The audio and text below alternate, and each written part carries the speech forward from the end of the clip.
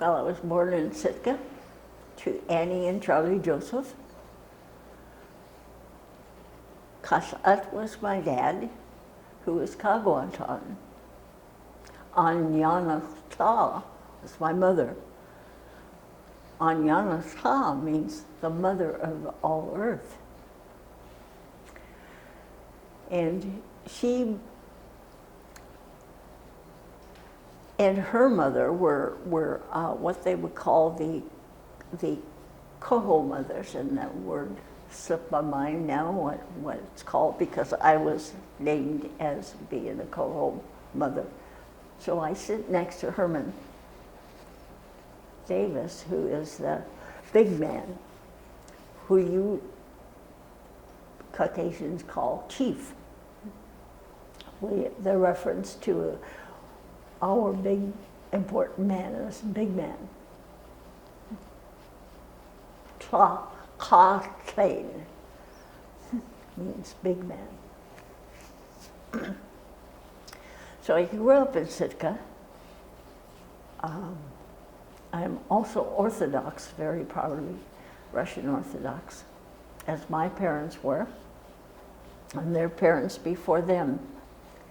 We've all been Orthodox and Tlingit.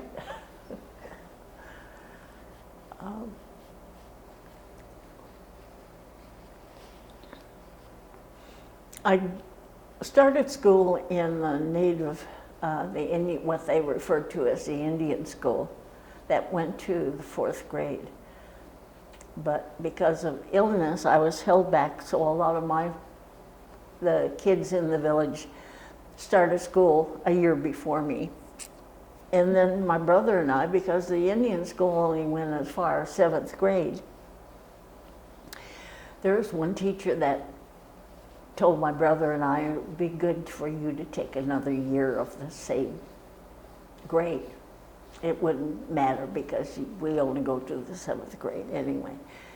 And so they kept us back. So that put me back 2 years.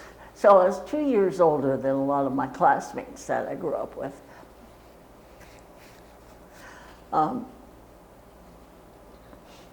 But then it became territorial school, just at that next year. So I got to go to school with kids of all colors, as well as our Tlingit kids. And it was in the village where the tribal house is down, the community house. That's where our school was. And we had really good classes and playgrounds and a rock to climb on. So it was the same, was it the same building? No, the building was torn down. It was a 2-story building, had a basement where there were classrooms, and then the top was other classrooms. In fact, that was where I had my tonsils removed, was in that building. A lot of us were lined up to go in and have our tonsils removed. Well, of course they put you to sleep. But in that building was a native where they did the operation, whatever you call it. Wow.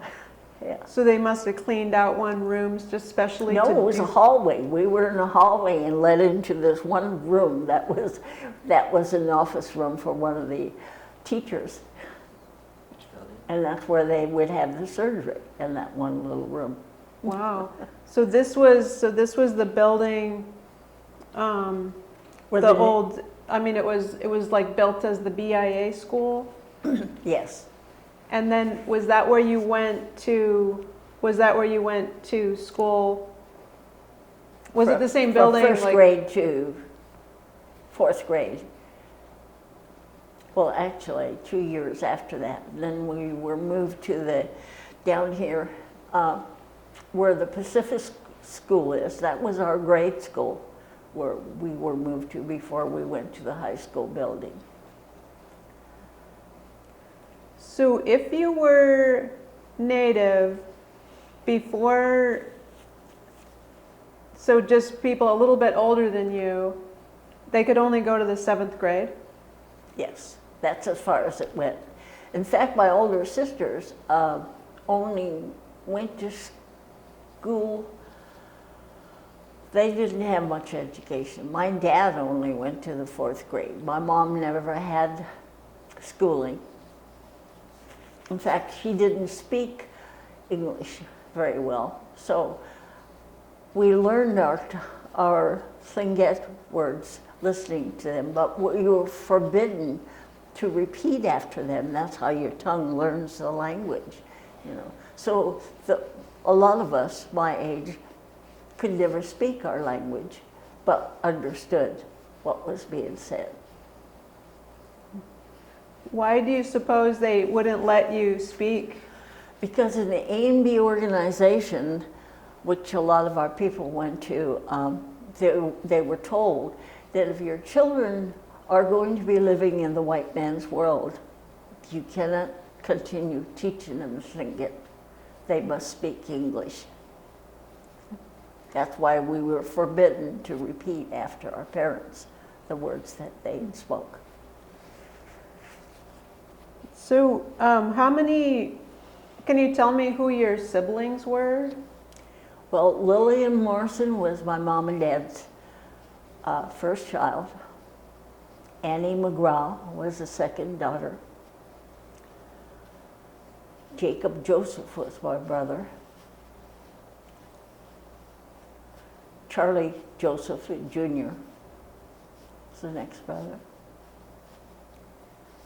Ethel Mackinnon, who just passed away 2 years ago, she was next.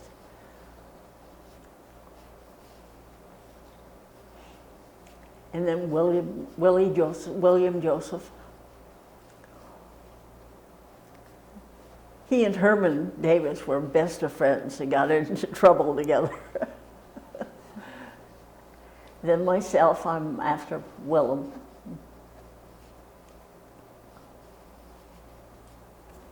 Ness is my last name. And then after me is Esther James. She died a few years ago. She was crippled. She became crippled with, as they were preparing her for church, they had her wrapped. And being an active child, she fell off the bed with a blanket wrapped on her, and it injured her somehow. But it became worse after they'd taken her to the hospital. It could have been cured, fixed, but wasn't properly cared for. And then after her, the baby of the family was Wilma Bacon, who is now in the Pioneers home, and she has dementia. She's 6 years younger than me. Just wasn't as careful with their health as I was. I was very active.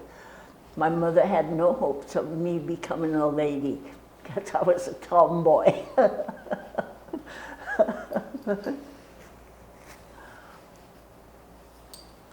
So your sister Esther, was it a broken bones that were It was just a hip thing. Yeah. She was always on crutches, but very active. Very smart young lady, I tell you. Nothing held her back. And so who were your mother's and father's parents? Were they Sitka people? Oh yes, Or- we go back a long ways. There was John Joseph with Susie. That was my dad's mother and father. He was John Joseph and Susie. And then my mother's mother, I don't know too much about her, for her dad. And he died while she was just a young child. And in those days, parents put couples together. You didn't have a choice on your marriage. My parents were put together by their parents. And they celebrated 78 years of togetherness. But my mother's mother, her first husband passed away, so then she was placed with Charlie Young. That became her stepfather. And she grew up with a lot of the Youngs that were in the village, which she referred to as her brothers and sisters.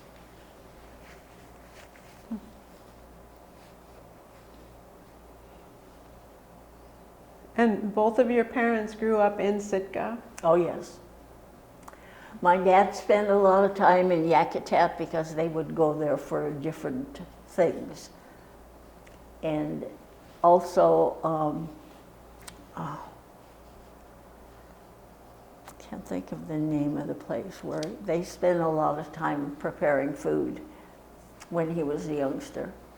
And I can't think of the name of the place now. So near Yakutat? Besides Yakutat, there was a place not too far from Huna. And he called it his country. My daddy did.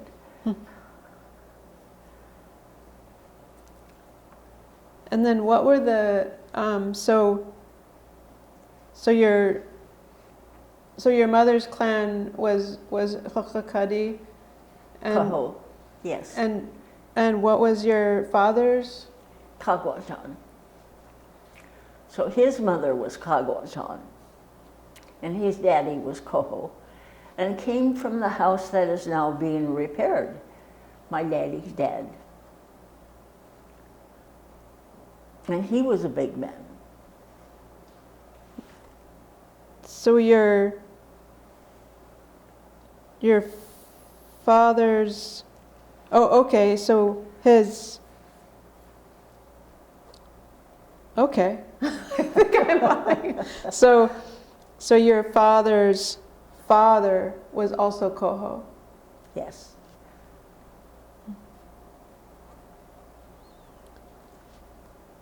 But it came from a different tribal house, which is the house that is being repaired now.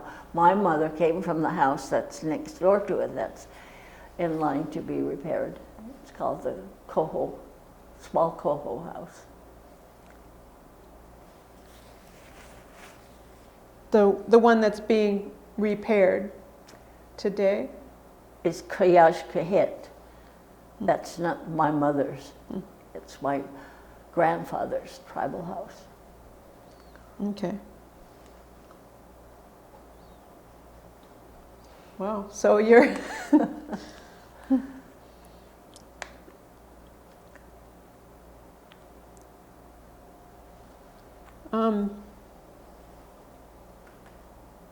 and you've always lived here?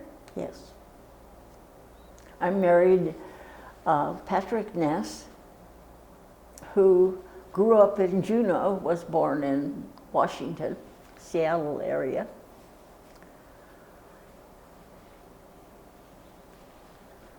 How did you meet?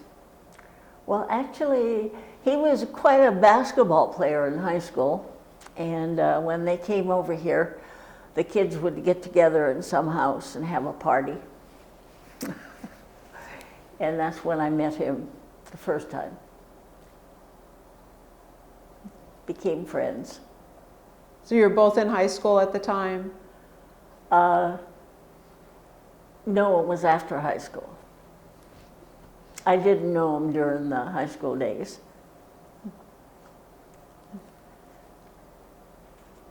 So can you talk about what it was like growing up in just there's so much. I'm so interested in what it was like, you know, like living in. Well, you know, segregation was quite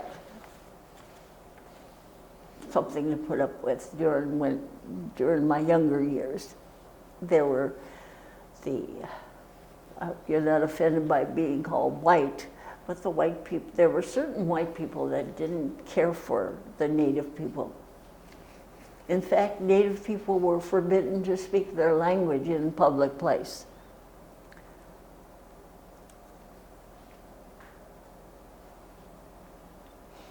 But after the schools became territorial, your friends were white or Native, Aleut, Eskimo, you know.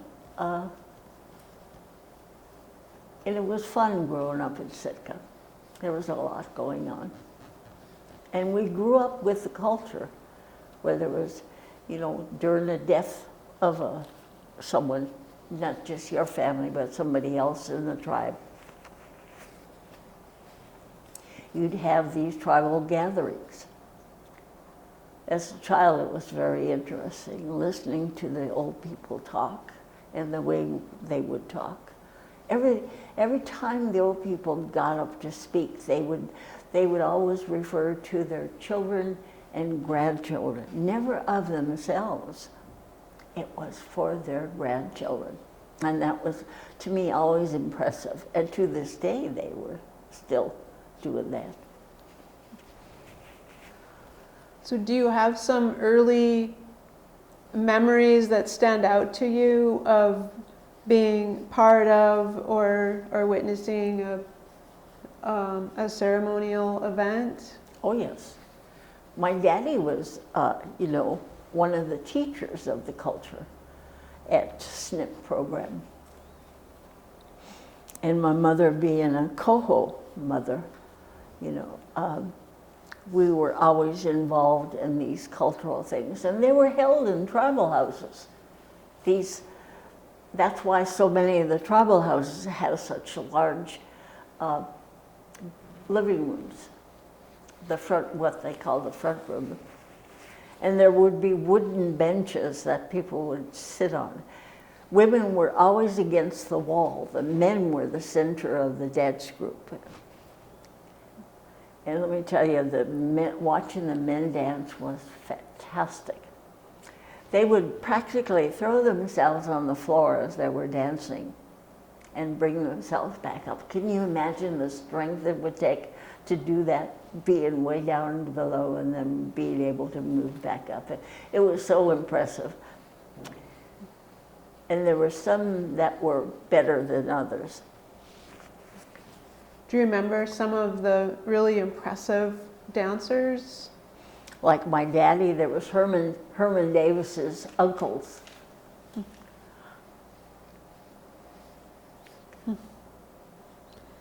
Could you tell me again, like you were telling me about how could you tell again the story of how your family home, your father's home, was where you grew up and then your mother became the caretaker of the Coho house. And then the story of how the house was condemned. But if by you could, the city. Yeah, if you could tell that whole story so we can get it down. Okay. The house on the beach was my dad's house. It had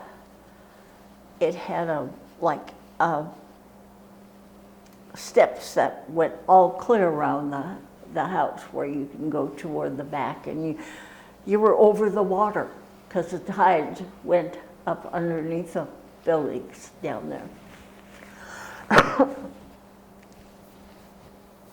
But when my grandfather died, he left the house to my dad, who worked on it. And of course it was a very old house, so he's putting a new one. After we moved into the tribal house, he started working on rebuilding the house that his daddy left him. In fact, a lot of the material that was left where he was trying to fix the house up, when the city told him he could no longer have a building there, they tore it down. And the material that was left was put in Kayashkahe.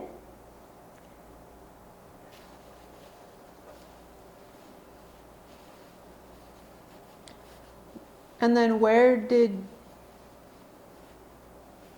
oh, okay, and then, so by then, your family was living In the tribal house. Yeah. Because my mother then was a caretaker. Harold Bailey was a caretaker before her.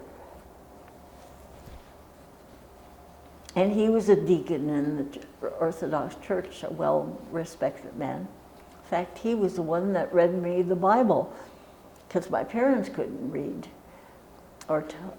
And I always used to go and sneak to see him because he came down with tuberculosis. And my parents forbid me to go see him. And that was before I was still very young. And he would read these beautiful stories out of the Bible, which I would sneak to see him. And he would play this game with me, and he would put coins in either hand, always one with a penny, another one with a nickel or a dime. And invariably I would pick the penny. So he named me Penny.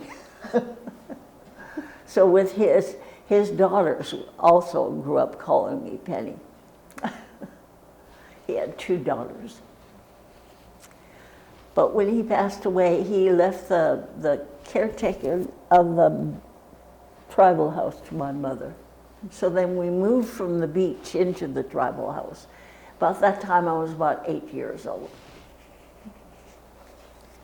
And so when he had TB, he was at home? Oh yes, yeah. He had a bed in the living room that he was in.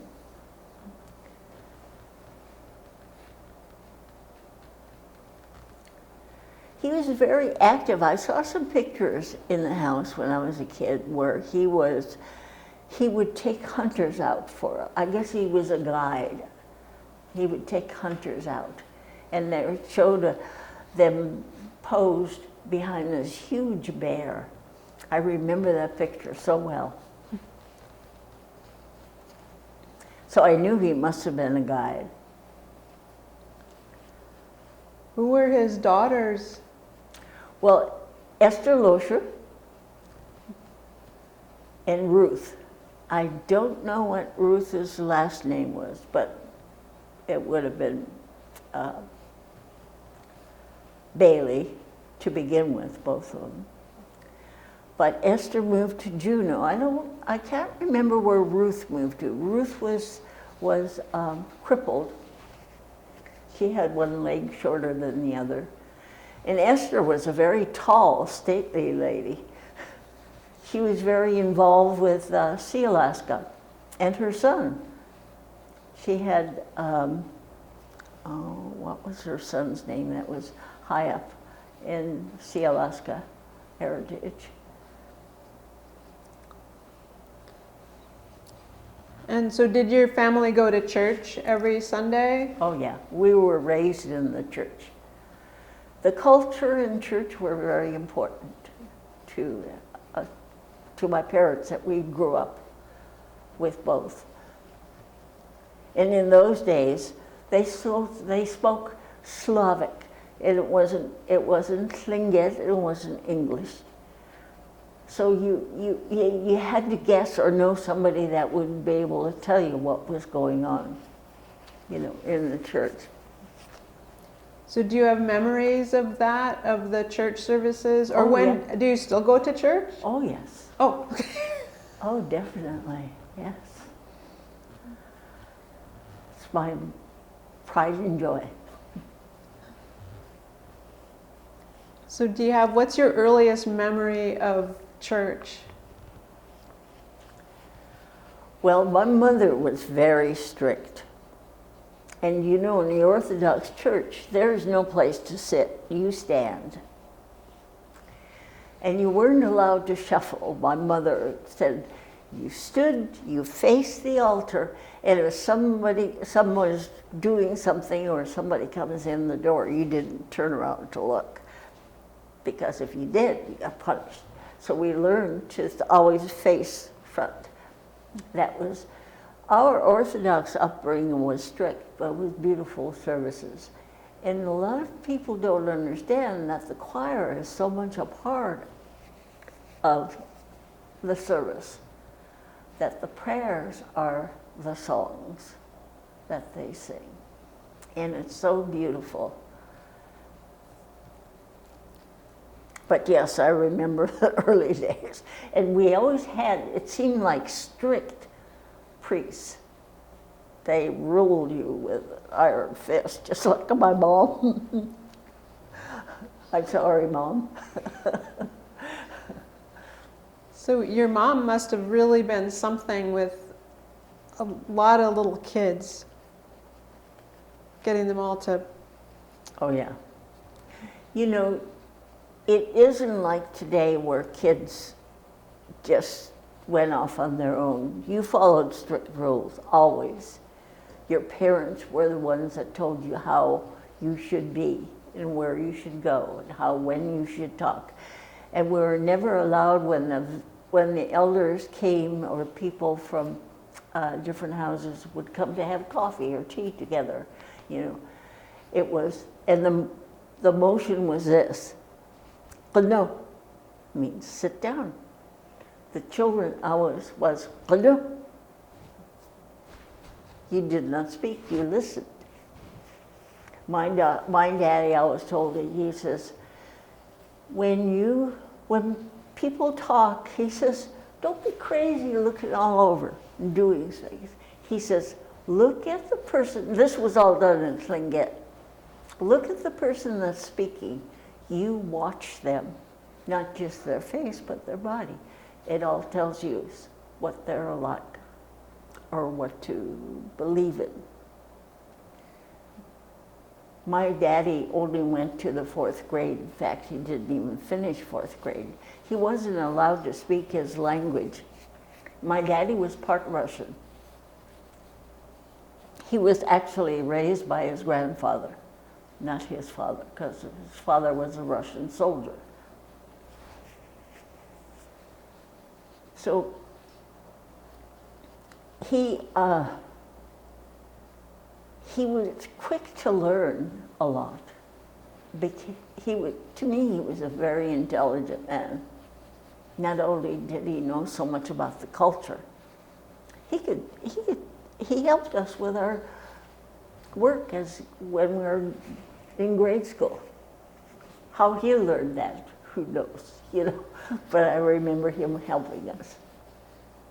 How old were you when he started the program of teaching the kids? Oh, well, we were adults then. My mom and dad were in a plane crash back in the 50s. And they survived. The pilot didn't survive, but my dad was able to pull them out of the plane before the plane exploded. So they were stuck in the mountains close to Pelican, between Pelican and Huna. They were going to Huna to pick up a boat, a fishing boat.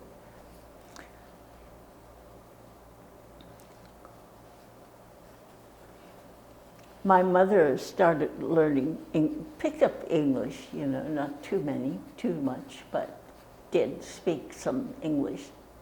But majority was Tlingit. But my daddy knew both. So what was that like? Like you were saying, there was, like segregation, like when you were young.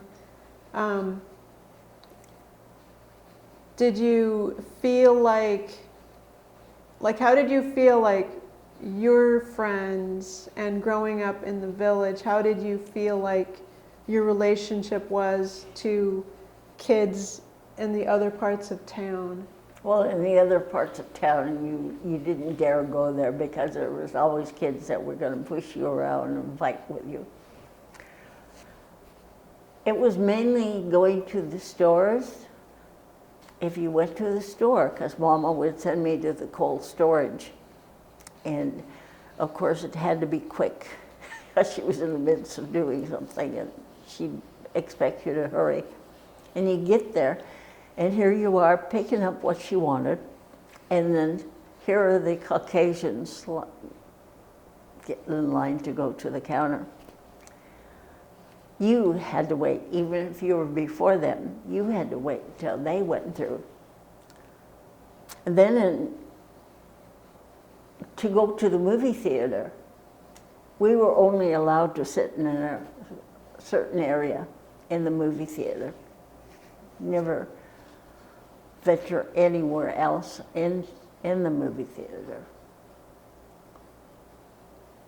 So do you remember what you thought about that at the time? It was just the way it was? It was just the way it was. We're too young to know anything different. We certainly learned after the territorial school came in, because there were some nice Caucasians that, there were some businessmen, two that I know of, the Tilsons, if you've ever heard the name, they spoke our language. They picked it up and spoke. And then also, where the drugstore is now,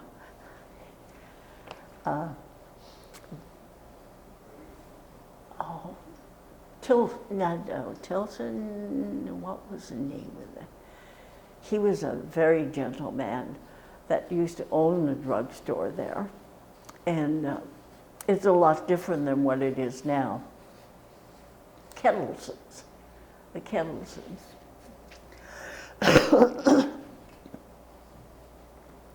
And they would work with the Indian people, because you didn't always have money, depending on the fishing or the trapping that you have.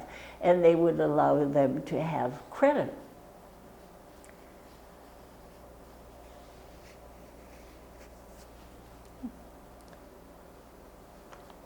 Do you remember playing? Like what kind of things you did for fun? Oh, yeah. In the village, it was playing on where there's the streets now. There weren't cars going around there when we were young. And we would play our games. Keep away. We had all kinds of games we'd play down there, the village kids. So there were a lot of kids your age? Mm-hmm, yeah.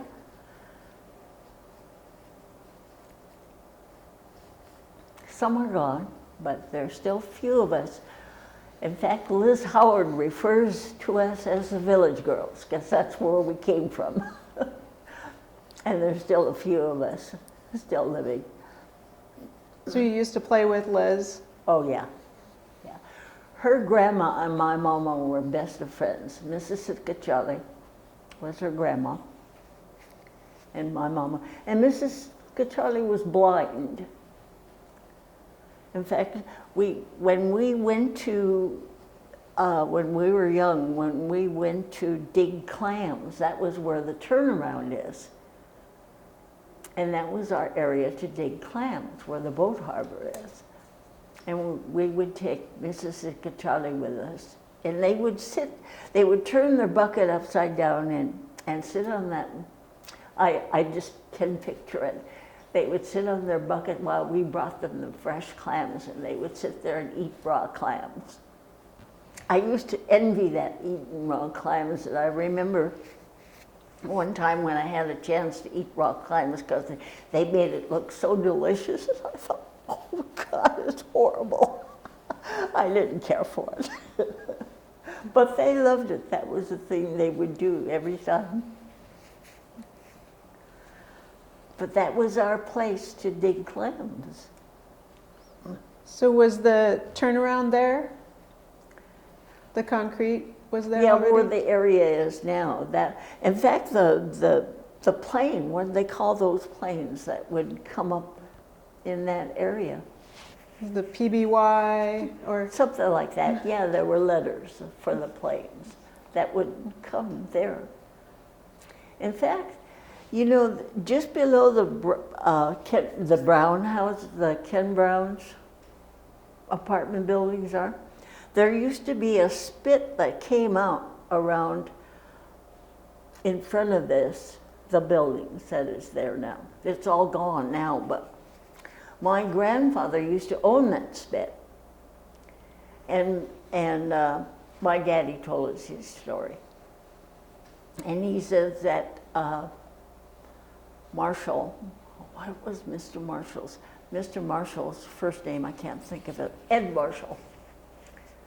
He wanted that because they grew wild strawberries there. And apparently he bought that from my grandpa for $10. So which grandpa? My daddy's dad. So would that spit be where Ace Hardware is? Yeah, right in front of it. The spit no longer exists. It's gone. Yeah, but there used to be, just in front of that building, there used to be a spit. They had trees on it and rocky, you know. And I guess that's where Keet Gushihin, the creek, comes out. There used to be a creek down in that area. It no longer exists. Yeah, you could see that it was there. I think that what they refer to as Keet Gushihin has to do with the school in that area. It's closer to that area where they had the stream. Okay. Because I think it might be in a culvert now. Mm-hmm. Yeah. Many of the streams are that way. I remember we used to go what they called, what was that? The name of it? They would send us to get this water, special water that was running from the hill down to the back street. And close to where the Cooks had their house, there was a box that they put there that would gather the water. So they would send us with this container to go get this special water. And it was wonderful. I was very young during that time. I don't know what they did with it. So it was spring water. Yeah, the water running from the hills behind the village. See, it's all hills. So where was the Cook's house?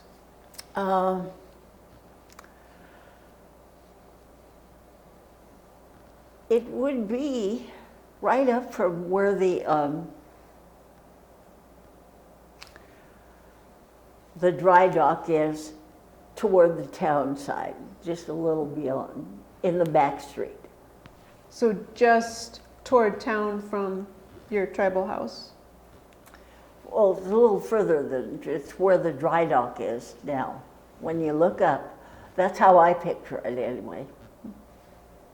And then the Cooks had a little house there, right up against the hill, not close to the road of Back Street. What we referred to as Back Street when we were kids. So do you have other memories of food besides that's a great story about the clams. Do you remember other food? Oh yes, we missed at least 2 months of school after fall fishing because we would go and camp to put up our food for the winter. And yes, we got deer, we smoked deer, we had seal, we made seal oil and put the smoked seal meat and put that in the oil. We would gather not the ribbons, but what's that black? Seaweed. We would gather seaweed. But here's the thing how we prepared the seaweed was you would use the clam broth and wet that down with your seaweed as you dried them, so it would get a flavor. Also, we would use what they call the tagunni of the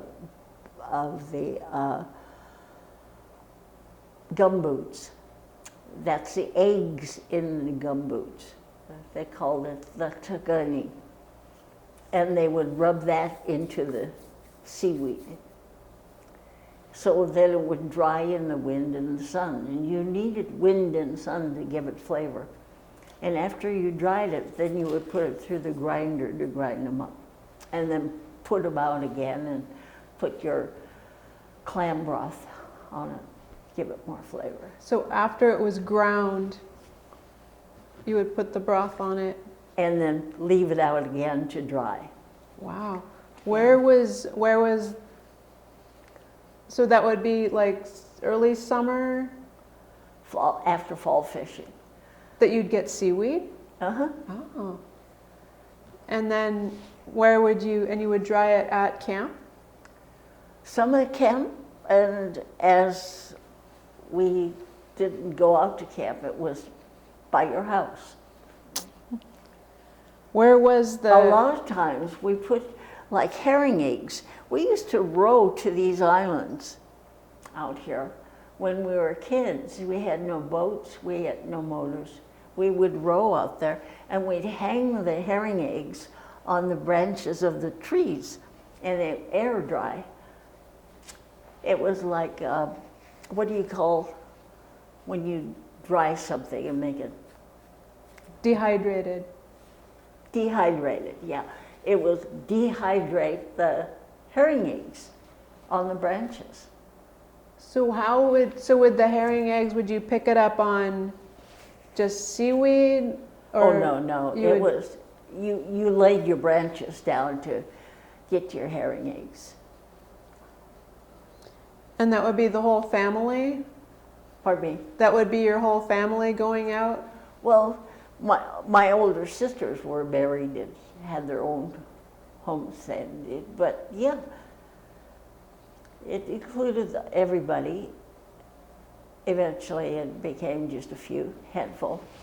We also went to get seagull eggs, way out to the ocean, especially outside of Goddard, the big rocks, and it was quite a feat to do that because there was big swells.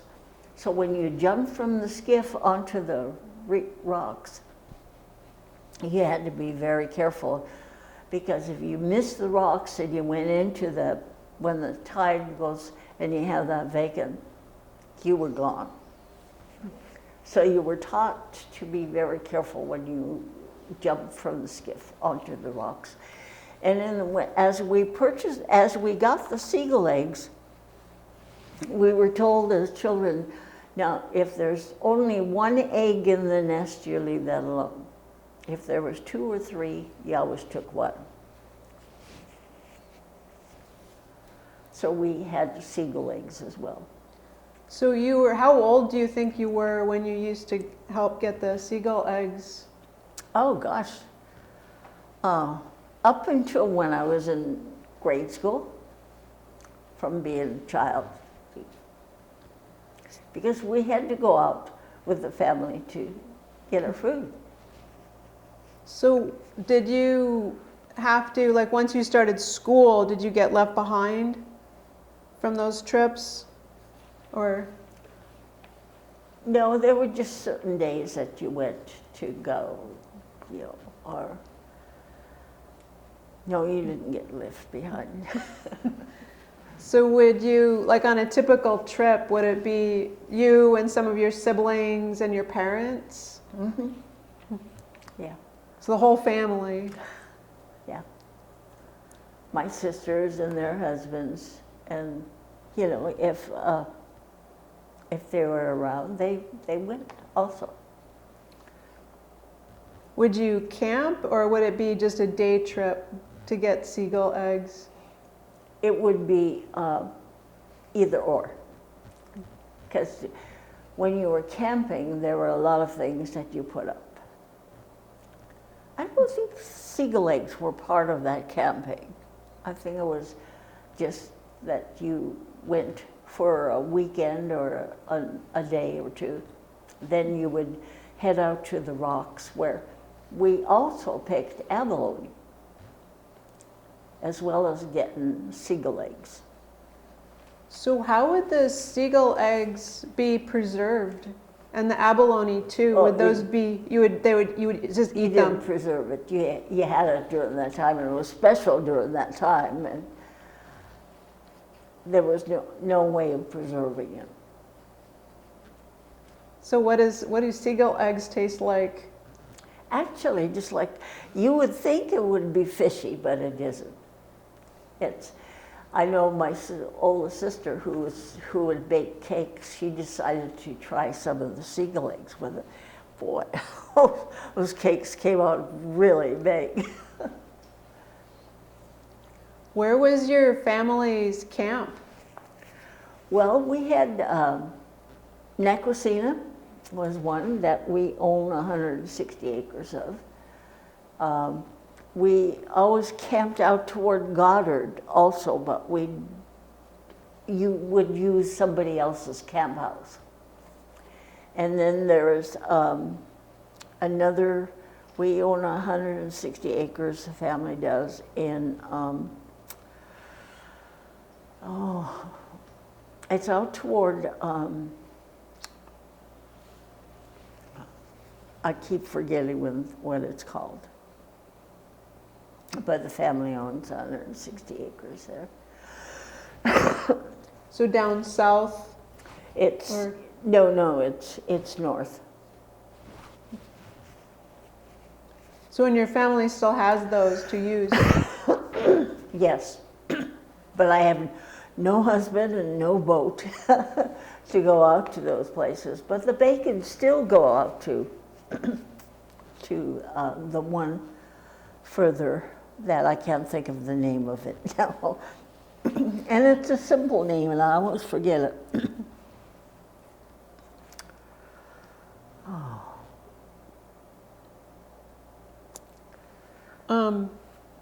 So the gumboot, you're mentioning a little bit about how I think before we turned the camera on, we were talking about gumboots and Sea urchins. Sea urchins. Mm-hmm. So how were those prepared and eaten? Well, gumboots, you get off the rocks just like the abalone. You know, you have to pry them loose. And what you would do is, see, they have all this kind of, what do you call, shells underneath the gumboots, and you would unshell it. First of all, you soak them to kind of soften them up because they're pretty tough, just like abalone if you pick them. You can't eat them right away, they're tough. So they'd soak them. And one of the ways they would prepare them is if you de-shelled them and washed them out. You would put them on your oil stove and rub, because it's black, you know, the skin is black on either side. And you'd rub it on the stove, and that would soften it up. It was very delicious. With, also Mama would put a little water in and put it on the stove to steam it just for a short time. That was another way of eating it. Urchins, you eat it immediately. There's no way of storing it. And it's the roe that you eat inside the urchins. So that would be a certain time of year? Yes. And when the Japanese were here trying to get some of our urchins, no one would tell them what time of the year. You know, they gave up of trying to get our urchins because no one would tell them when to get the urchins. And there is a certain time of the year when the roe becomes abundant in the urchins, and that's when it's really good eating.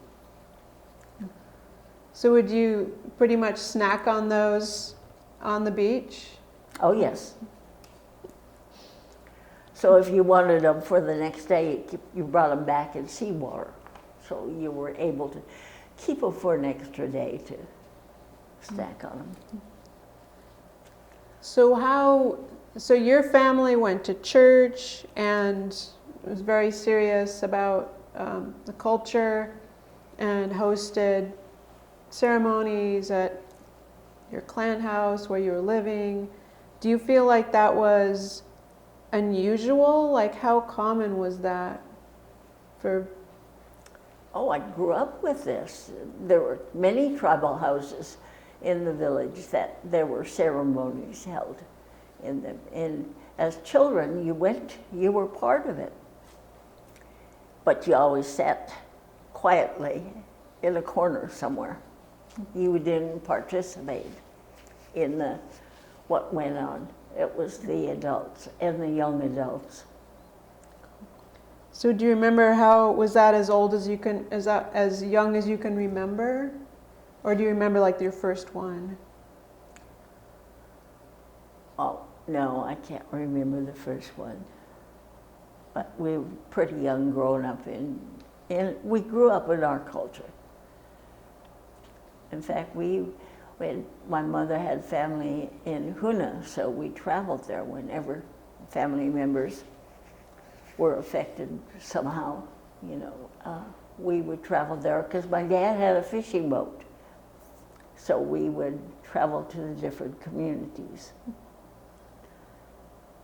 So we also put up our fish. We made dry fish, which is dried in a smokehouse. They also, what the kids call naidi right now is not naidi. Naidi to us growing up is fish that hasn't been dried but has been left in the wind to kind of dry, and then you put it in the oven. It's very delicious. So it's not smoked enough to preserve. It's for eating. But the preserving of it is making it dry fish. And then how would you prepare, so the dry fish, you did that at Nakwasina or the other? Oh yes, you had smokehouses where you put up the fish. And how would you reconstitute like the herring eggs and the dry fish? Were there different techniques for that, like when you wanted to eat it? Well, actually, the dry fish you just put in the oven, kind of dampen it, put it in the oven. With the herring eggs that are dried on the trees, you just put them in water. How would you store those, the herring eggs on the trees? Like, how would those be stored? Carefully. Like the branches would just get cut up and put in a... Yeah, well, we had a lot of these barrels, wooden barrels. A lot of wooden barrels were used to put up our food.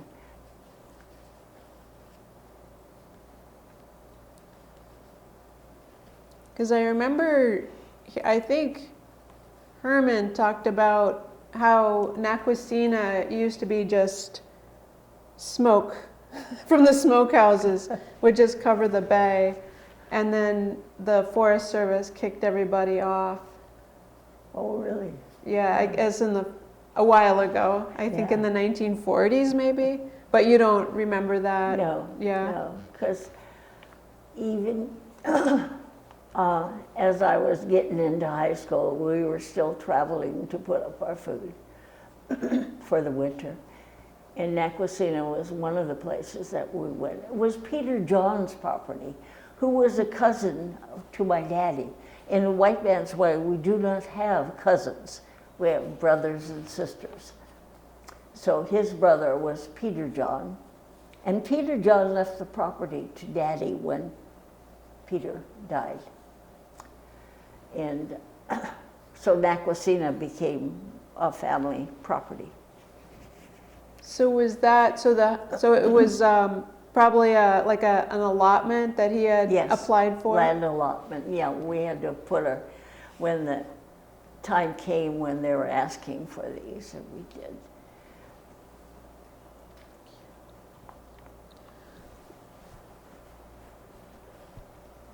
And also, could you tell about how the Kayashkahit property was taken by the Navy? Well, the beach part was taken by the Navy. That one, just the wharf below it, was part of Kayashkahit. And when the war came on and the military took over that property, and they were told that it would be returned to them as time allowed, I guess, but it never happened. By that time, Conway bought that property.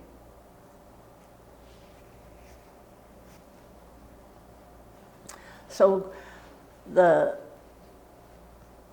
tribal people of that house never got the property in front. And we lost our right to the beach property. The city took that over. And you were saying that was in the 1960s? No, that's when 1960 is when the city demanded that my daddy tear down the house. So my husband and my brother-in-law, Leo Bacon, tore down the house because the city said, Charlie, if you don't tear down that house, if we do it, we're going to send you the bill.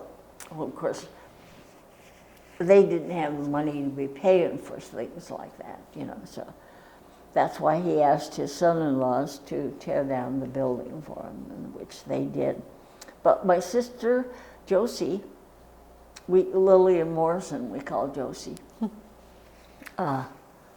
when she tried to get answers from the city as to why they were demanding, because the house wasn't falling down. It was on stills, but Daddy was building on it.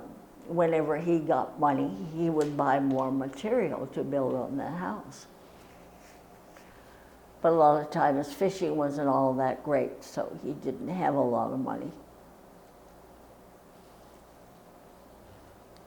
And the city demanded that that house be torn down. And the building next to it as well. And that belonged to Cyrus Peck. It belonged to Mr. Howard, to the tribal house above that. But the Pecks used to live in there. I don't know whether they rented from Mr. Howard or how that arrangement was made, but I remember them being the ones that lived in that beach house. So was Mr. Howard, so that house, and that was a clan house? Yes.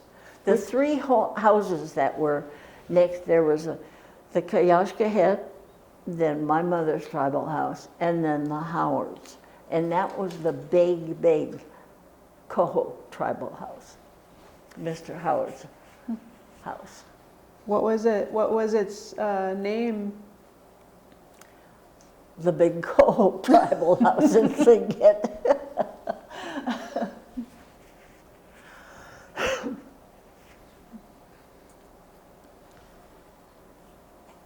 So were there ceremonies in all three of those houses? Oh yes, I can remember this one when I was very young. They had Mr. Howard's, and they stored a lot of the goodies in our tribal house. So have you been to a ku'i? Okay, so you have all these items that you're going to give out, Well, that's the first time they made because they didn't know about bananas, but they made the bananas the Coho nose. So the dancing became the banana dance going into that particular tribal house. And that was just the tradition for a while? Well, that was the first time, and then after that it's been part of the Coho dance, the banana dance, where we dress really crazy and be fun. and bananas, and the grapes are known as the eggs of our Cohos. So would that be, because I don't know a whole lot about the Klu'ik, but that would be like the happy part of Oh yes, a solemn... there is a happy part where there's no more sorrow, because you've wiped, what they say, wipe away your sorrow. And the Of course, bananas... that never happens, you know, but your crying time has been reduced, because our people believe that if you keep on crying, our loved ones will never make it to heaven because of the flow of water.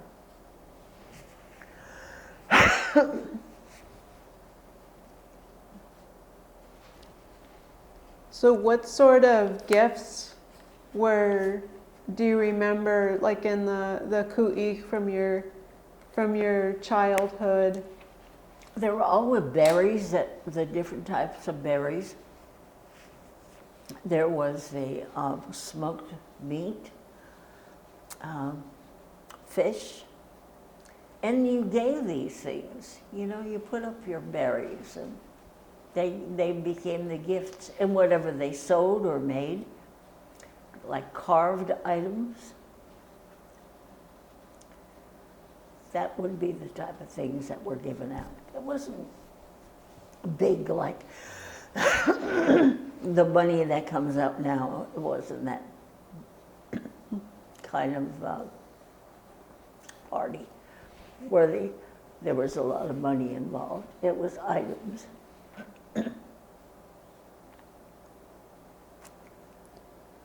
But then everybody comes with their regalias. And it just is so impressive because there were so many of them. A lot of the regalias have been sold by family members. So you don't see the ones that used to be many years ago. So do you feel like when you were growing up, did you feel like it was acceptable to the white community to be doing the Klu'ik? Or did it feel kind of underground? Did you feel like it was that you had to kind of hide it, or it was? Oh no. Good. No. Good. No. If the only ones that would object to it doesn't live in that area, doesn't live in our village. So what are some of the occasions that there would be a ceremony for? Was it mostly deaths or? Memorials, yes. There were always forgiveness parties too. If you had problems with somebody and the words are spoken and harsh words, there was a forgiveness party. And that was usually just private for the family members or the close tribal individuals. And that would occur. It wasn't a party per se, but you would have your coffee or tea and cookies, you know. Would there be dancing and speeches? Oh no, or? just speeches. Usually asking forgiveness. That's so beautiful. Yes, it is.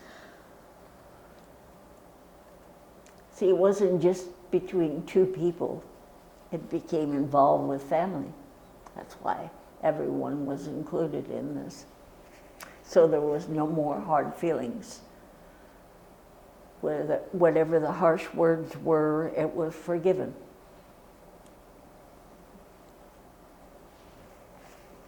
So your father had a commercial fishing boat? Mm-hmm. Did he mostly fish for work, or? During the fishing season, yes, they did fishing. In fact, when he was a young man, he and his daddy used to row out.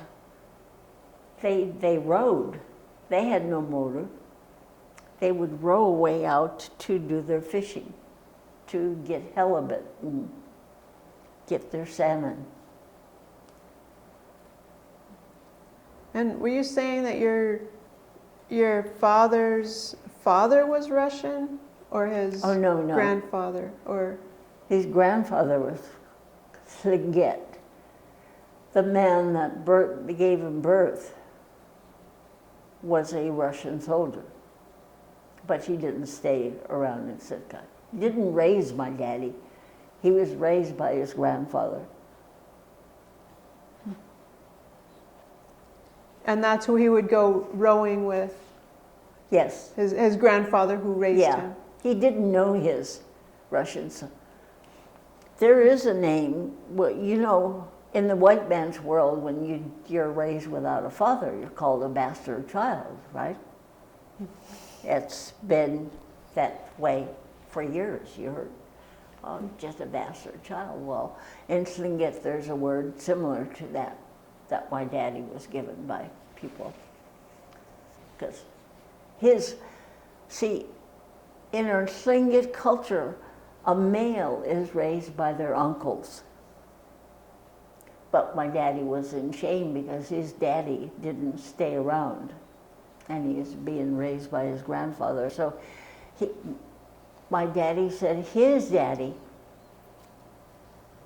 taught him the ways of the world, where they made a man strong by, during the winter, you were laid in the snow and you were thrown into the ocean so that you would develop strength and endurance.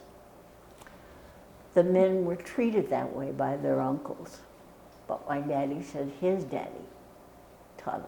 He called him, the man that raised me, my daddy, because he knew he wasn't his true daddy.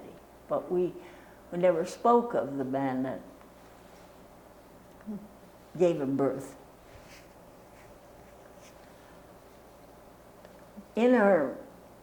When they took our information to make, you say, what is your nationality? I'm full-blooded Tlingit. It doesn't say anything about my Russian blood because they didn't keep records in those days.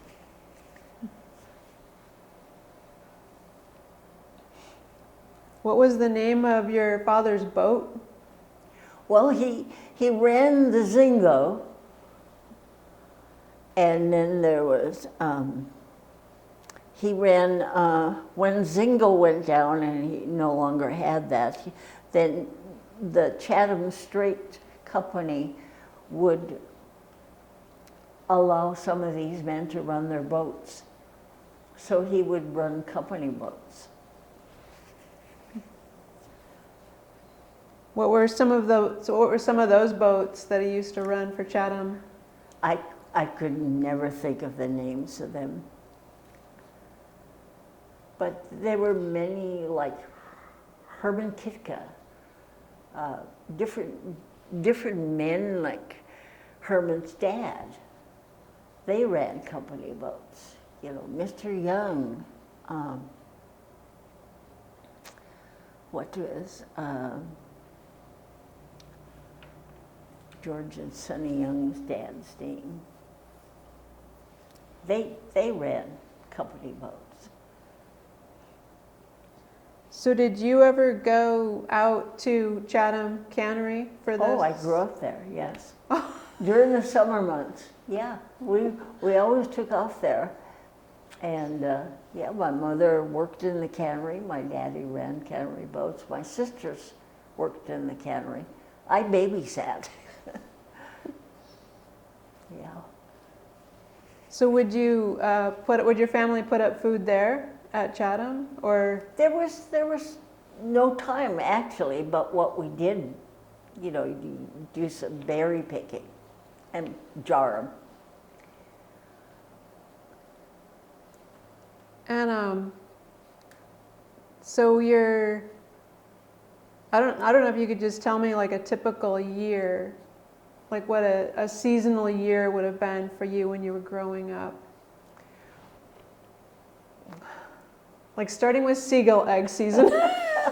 or herring, or I don't know which is earlier. Oh gosh, that's a big one. I know that during the summer when salmon fishing was going on, that's when we took off for Chatham and spend at least a couple of months there while your daddy and your brothers fished and your mother and your sisters worked in the cannery.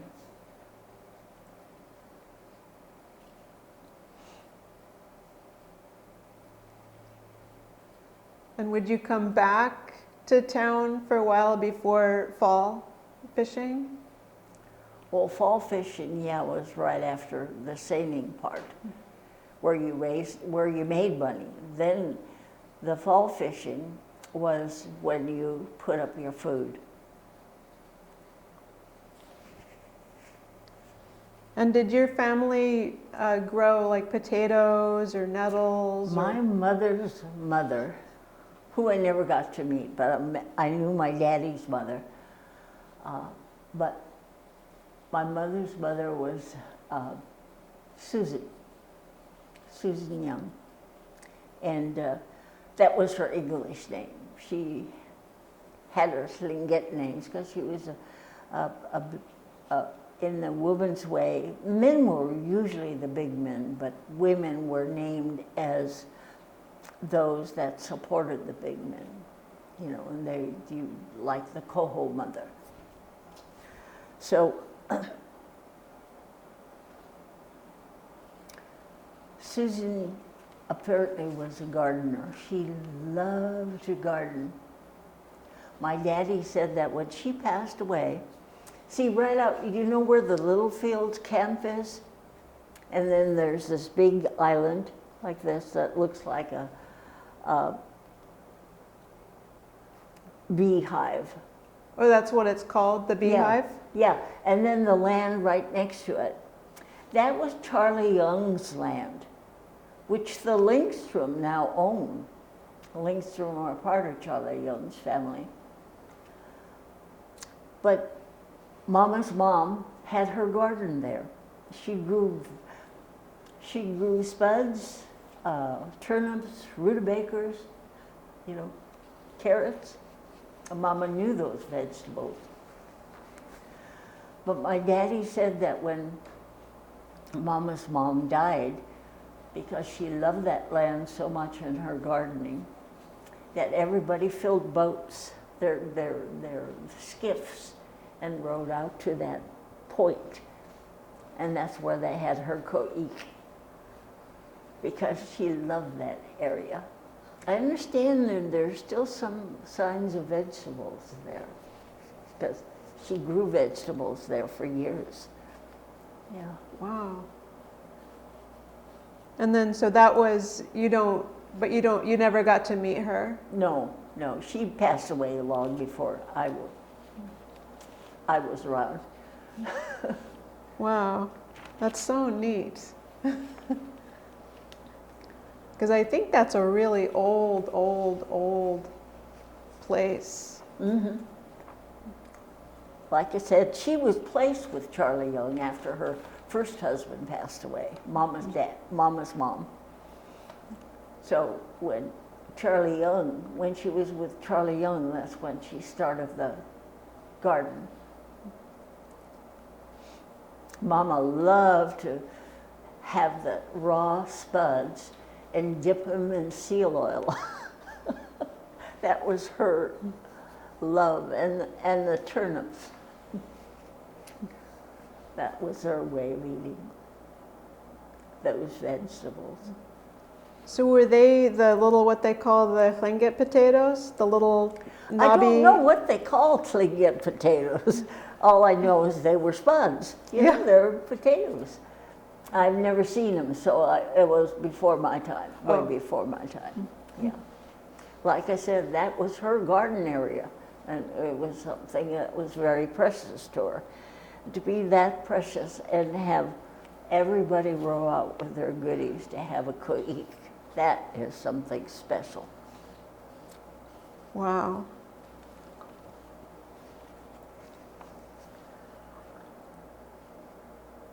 So were there special places in the village that you remember from being a little kid? I mean, besides playing in the street, were there like special spots like on the beach or in the woods? Or All of the beach. Yeah, all of the beach is part of our playground. And the hill above the village, there were a lot of graves there, old graves, because a lot of them were sunk. And we would play in that area. Never thought anything of it, you know. But we would play hide and seek, all the village kids. When the village kids played, and a lot of times we would sit around.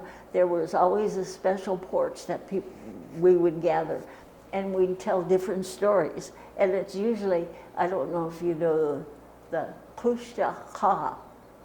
Okay, we would tell those type of stories. Yes. So everybody in the different members of the family, different families would have their own Kushta Ha story. So the kids would gather and tell their Kushta Ha stories.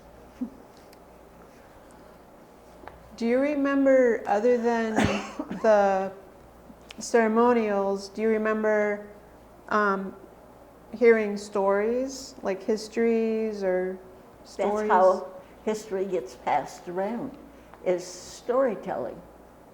My daddy said that when he was a kid, they would sit around and listen to the stories. Then you would pass it on down. That's how there weren't books to read. So did you, so was there a setting where you would get to listen to stories? Oh yes, it was, of course you didn't have TV, you had the radio, you know, the creaking door. We would sit there, especially this time of the year, which is Orthodox Lent before Easter. You didn't do anything loud, you didn't play, you had strict diet, you know, during Lent. So when we listened to the radio, it wasn't turned up loud. You sat with your ears next to the radio because they wouldn't put the volume up because it was Lent. But yes, our parents always talked and tell stories of different things that have happened, not just to them, but to other members of the family that they've known, not only their parents, but relatives around. There was always stories being told. So would that be like kind of after dinner at home? You always, like I said, when you went out camping, everybody had a chore, and you did your chores. And after that was done, dinner was being fixed. So you would sit, like Mama would say, "Oh no," that means sit down. And then Daddy would start telling us different stories. Maybe the fishing story, maybe it was a seining story, maybe it was a hunting story. But there were stories told. And you sat listening to these stories. Then it was dinner time. Then you sat down and ate dinner. And just before bedtime, there was another story told. Then you were told to go to bed. Not today. That means go to bed.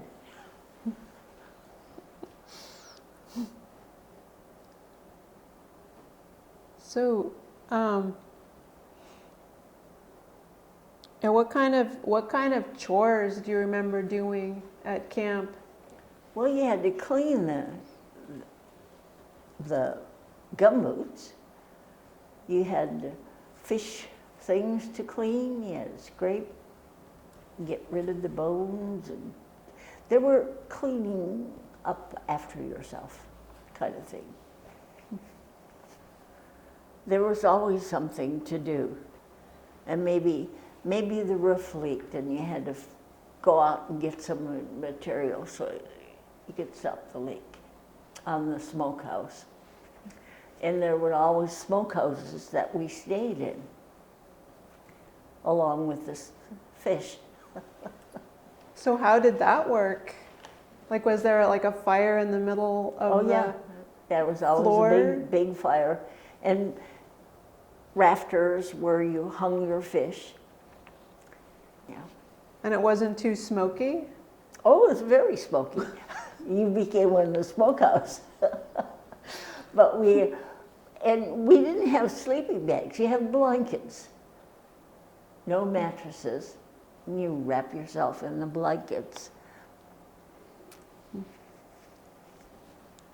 Well, so how are we doing on, is the light still good and audio's good? And I'm just like, I'm getting kind of paranoid, like, these stories are so precious, it's so beautiful. Well, you said half an hour to 45 minutes. I have something to go to. Oh, you do?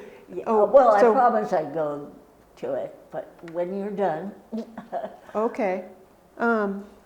Okay, I better, But you do have these individuals like Liz Howard. You said you interviewed Willis Osbacher. There's Yeah. Sam Martin, oh, and there's how about Margie Blankenship? She grew up here. all right. Liz Howard. Ethel, what is Ethel's last name now? Used to be Kitka, but it's Ethel something else. But these are good people to interview. Yeah. Growing up in the village. Yeah. Okay, so I'm going to speed up. So you went to Sitka High? Oh, yes. And And we still gather, those of us that are my age, we still gather once a month and have lunch together. And then soon after that, you married your husband. We got married in 1960. And then you had kids. 2 sons. And I have now the one son you got to talk to down there, but his younger brother had a stroke in 2012. So he's in long-term care. oh, He I'm was sorry. a very active young man, a hard worker, loved to fish, but he had this stroke and just very helpless. So what type of work did you and your husband do? I was a nurse's aide.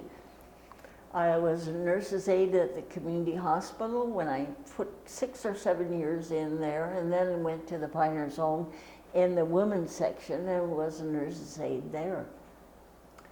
My husband worked at the mill. When he can, he loved fishing. He would go out fishing and hunting with his buddies.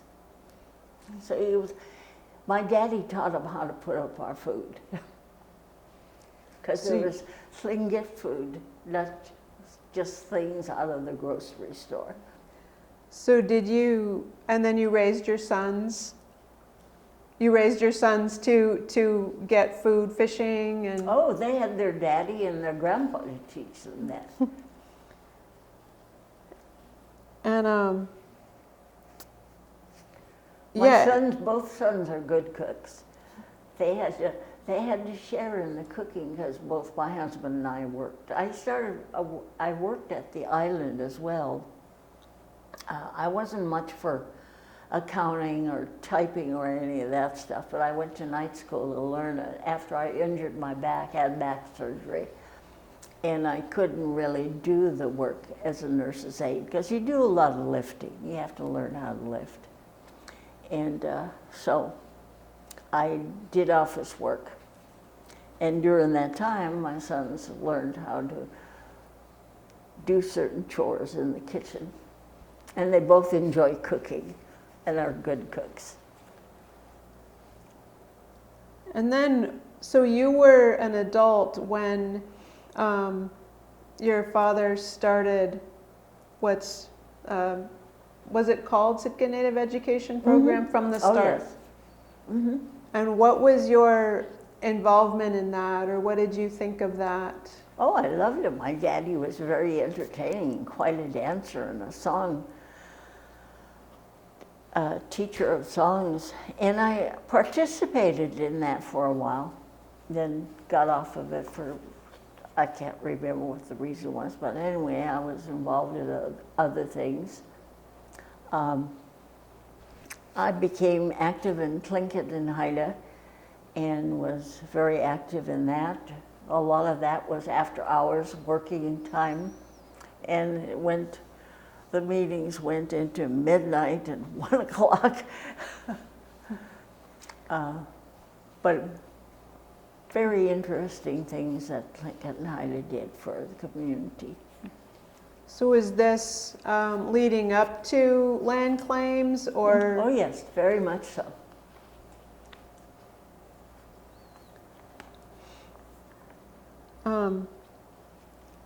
So I'm just gonna go through my list.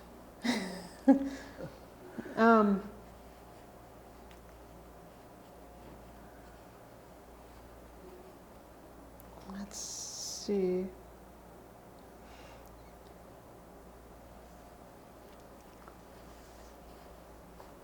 Or I guess just to have it on record, like, what are your feelings when you think about foods, Tlingit foods?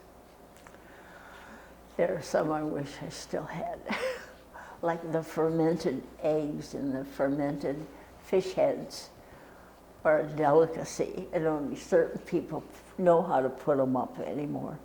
To have really decent seal oil, there are some young people that don't know how to age the fat from the seal. You have to age it a certain way in order to render it and have a decent tasting seal oil. That is something I miss a lot of.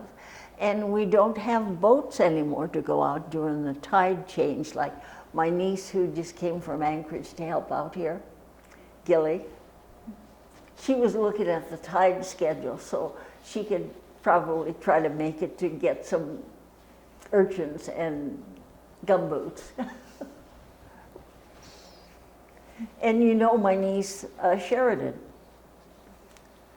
Yeah, and she's active in doing those things.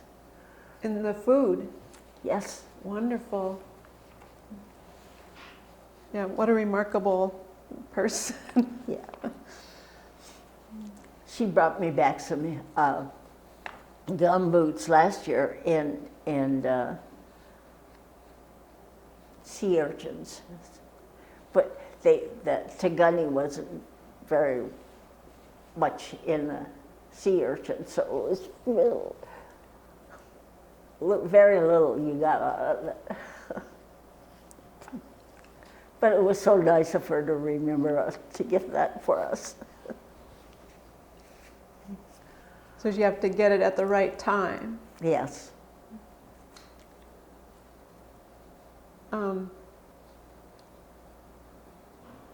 So how do you feel like, just kind of the top things that come to mind, how Sitka has changed from the time that you were a young adult to now?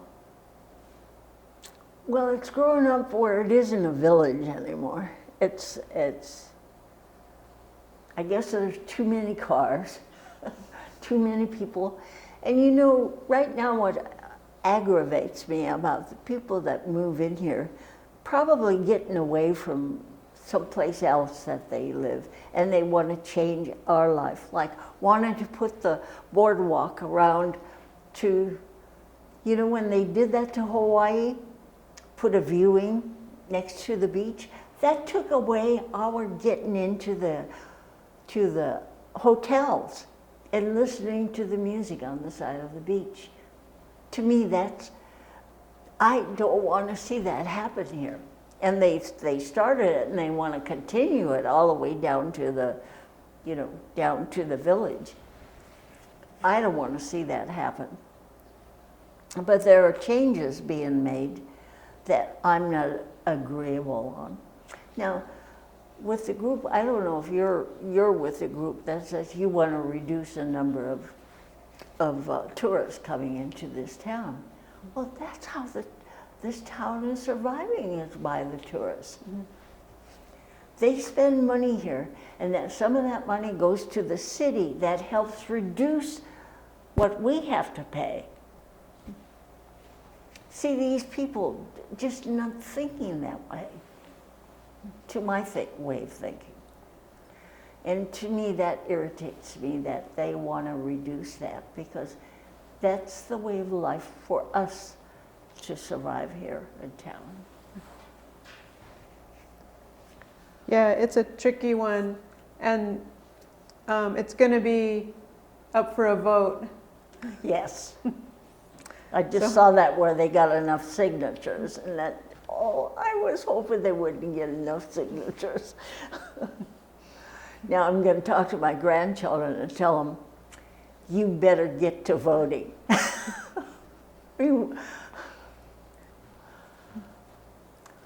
I don't want to see that change of reducing the tour shifts.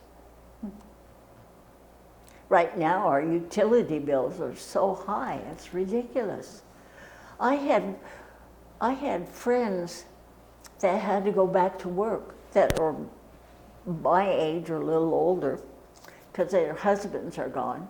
So they had to go back to work so they could pay their utility bills. Find a job. They were old enough to retire, but they had to find jobs. Yeah. That's not right, you know.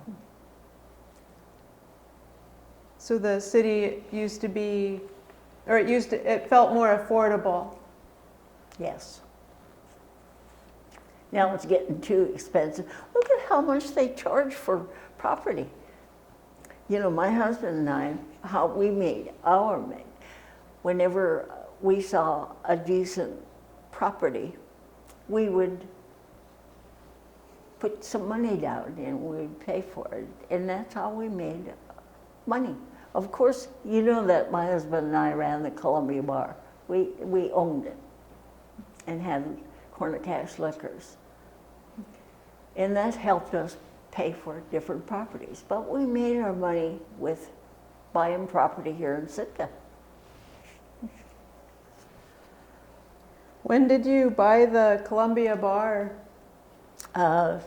November of '76. Yeah, one of my classmates bought it from you, I guess. Oh, I was so hoping. I had different people that wanted to buy it, but they wanted me to carry. At my age, I didn't want to carry a load, you know.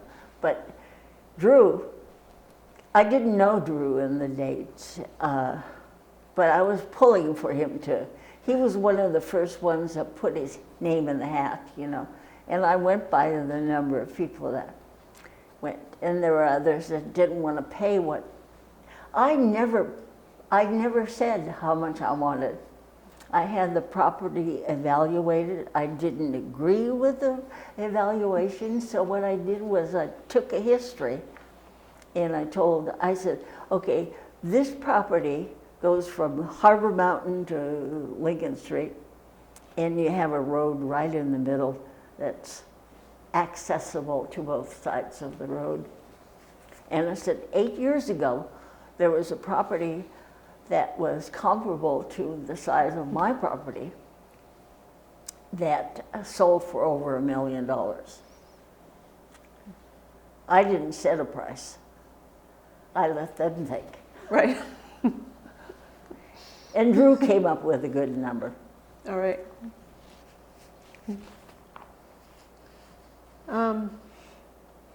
Yeah, so we're,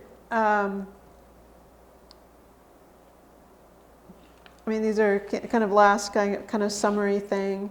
Like, how do you think you're different as a person from growing up the way that you did?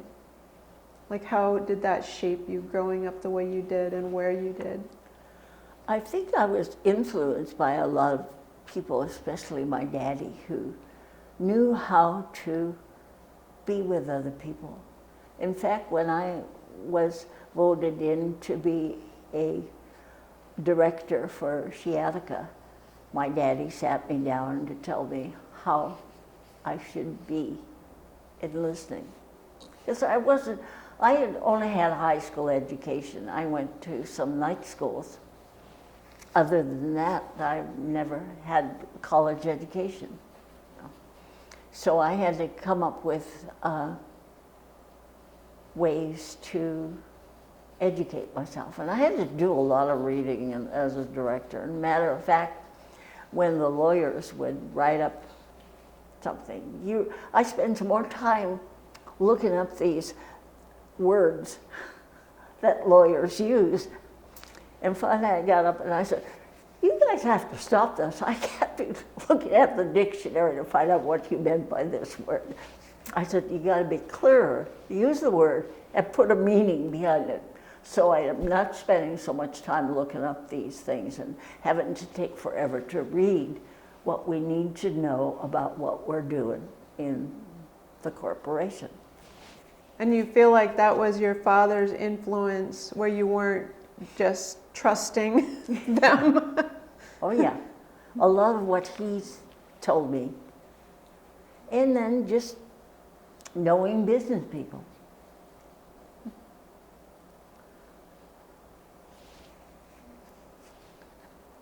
And then the last thing, is there anything you'd like to share that we haven't asked about? I think you have my history down now. Wow. Yeah. This has been amazing. Thank you so much. I am so glad that you're going to I would love to see that written down that the city took my dad's property. Yeah. So we'll, like this video, we'll, make it into something that we can put online as a private video, and then share that link with you. And, if there's any portions that you don't want used, and so that part of that will be, it'll be a permanent record, just the video itself. Okay. And then we'll have we're having some filmmakers make a short movie. It's only going to be like 15 minutes long at the most, but that might be like a relevant piece, because it's basically like what we're looking at is sort of a portrait of these communities, and that's a relevant piece. Mm-hmm. Yeah. Thank you. Yeah. Thank you. So where's the individual that's supposed to be traveling from Anchorage? Pardon me? You were telling me you had to have these on weekends because the lady that was involved. Juno. She's involved in Juno. Yeah, she's no, keep it. Yeah, we got lots of space. Yeah, she's her name's Forest Haven, and she's related. Her mother was a Diedrichson, but she grew up in Metlakatla. And she's a professor of anthropology at UAS Juneau. Oh, wow. And so she was coming over here on the weekends and staying with I think Herbie Jr., and her car broke. And so she was going to come here, but she had to go down to Seattle to pick up a new car. Oh. And so it just like... And I get, so she was the one who came up with all the questions, and because her area is food, actually. Oh. Mm-hmm. That's her kind of her area of research, and what she got her PhD in was that thing between food and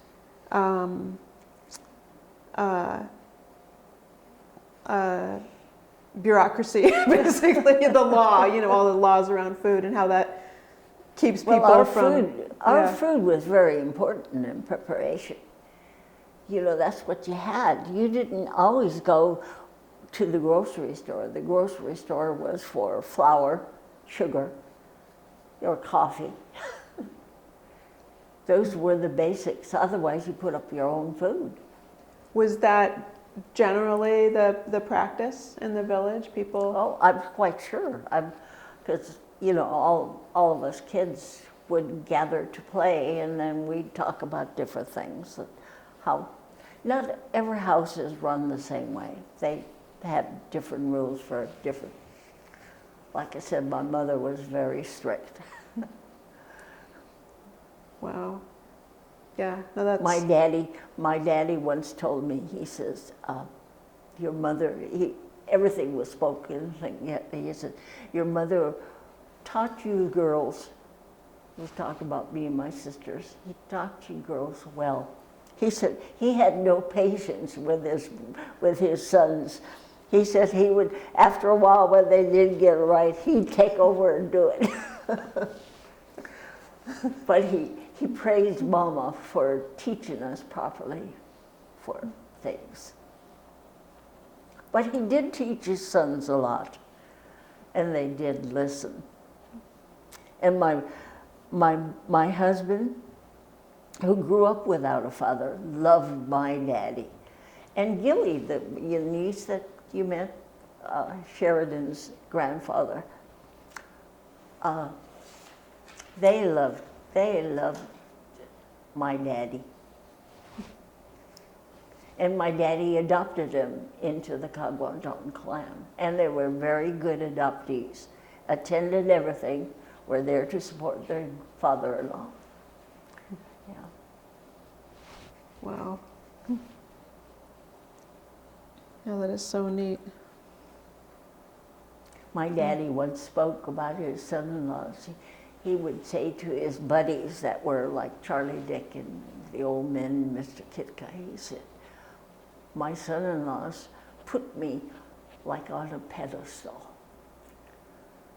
And they do so many things for me." I always remember those words, you know, and that was great because the boys did love their father-in-law.